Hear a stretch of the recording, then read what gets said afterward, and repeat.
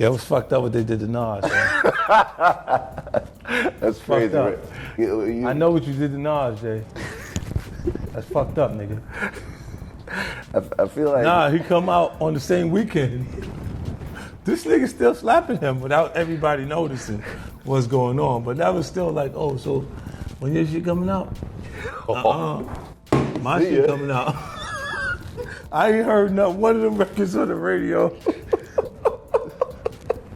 Why the fuck you do that, man? I be saying fuck that, I do whatever the fuck I want to do, and they be looking at me like I'm grimy for doing that. This nigga be super quiet doing some real grimy shit. Like, looking and see if anybody noticed the grimy shit I just did. You know what I'm saying? You just got a different way of doing things. All right, Mr. TALIAFERRO TV, in an interview done between 50 Cent and DJ Who Kid, as you can see from the video previously played, 50 Cent believes Jay-Z is trying to diss Nas. Now, I know this is some old nostalgia New York beef that is no longer, as Jay-Z and Nas have not only ended their beef that they once had in the past, they're actually decent.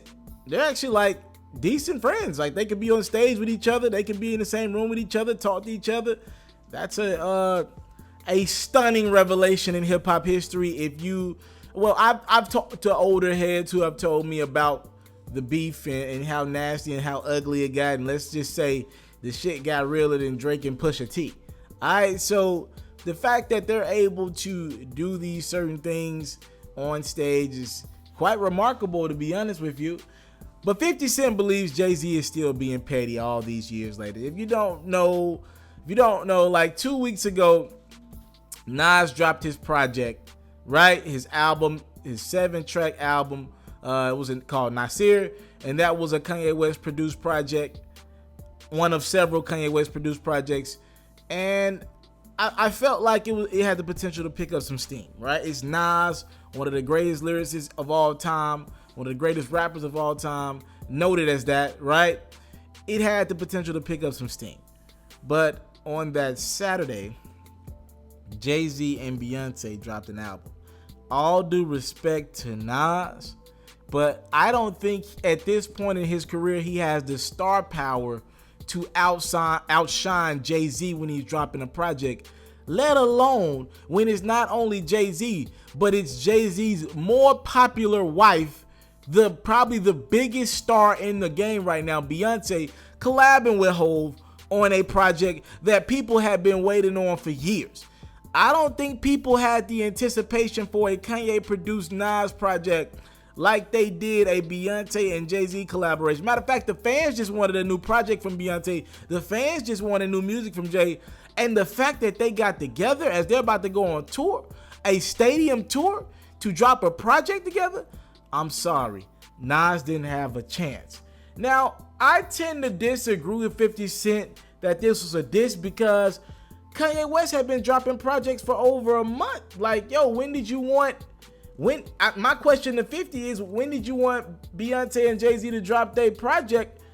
You just wanted them to wait this thing out? Where last weekend was Drake, and I don't think anyone, including Beyonce and Jay-Z, want to compete with Drake right now, right? So it's just not smart business. So I'm looking at the time frame, and there was only so many dates off the top. I'm thinking, yo, they could drop this album. Shit, Ye had a whole month.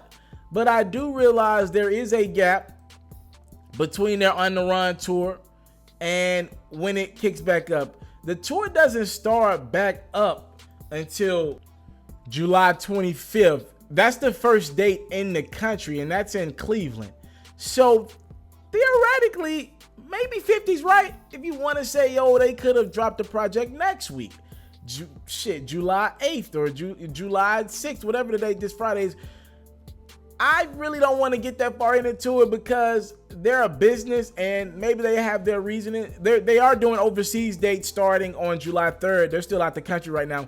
So maybe they wanted to get this tour started with some new music overseas. They already did some dates, right? And now they're doing some more overseas dates. They took like a week or two break after the album dropped. And now they're back still doing overseas dates. They're in Milano and in different places like that. Maybe they wanted those fans to hear the new music. It is interesting, But to go ahead and say that this was for sure a diss from Jay-Z to Nas in 2018, I think is a tad bit facetious. Y'all talk to me in the comment box below.